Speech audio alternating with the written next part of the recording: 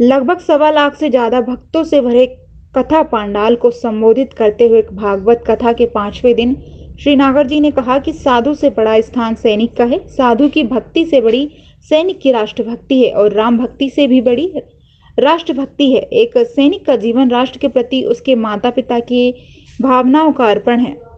सैनिक वेतन के लिए नहीं, वतन के लिए काम करता है। हिमखंडों की शीत में भी राष्ट्र की रक्षा के लिए खड़ा होता है।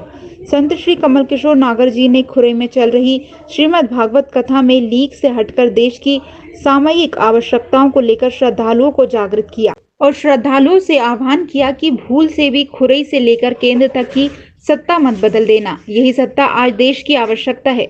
नागर जी ने कहा कि यह राजनीतिक नहीं, धार्मिक कथा है, लेकिन व्यासपीठ को भी कभी आवश्यकता पड़ जाती है कि वह अपने अधिकार का प्रयोग कर कुछ विषयों पर मार्गदर्शन करे।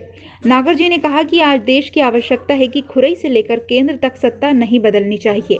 यह सत्ता नहीं रही तो सब कुछ चला जाएगा, फिर हिंसा का तांडव होगा, रक्तपात और अधर्म का साम्राज्य हो जाएगा। संत नागर जी ने कहा कि हमारी शक्ति हमारे हाथों में है। इन्हीं हाथों से सत्ता इधर की उधर हो जाती है। ये शक्ति किसी और को दे मत देना। तुम्हारे हाथ में भारत है, तुम्हारे ही हाथों में धर्म है। नागर जी ने कहा कि मैं देश के हित में यह संकल्प दिला रहा हूँ। देश के सामने नाजुक वक्त है, इसलिए कहना पड़ा।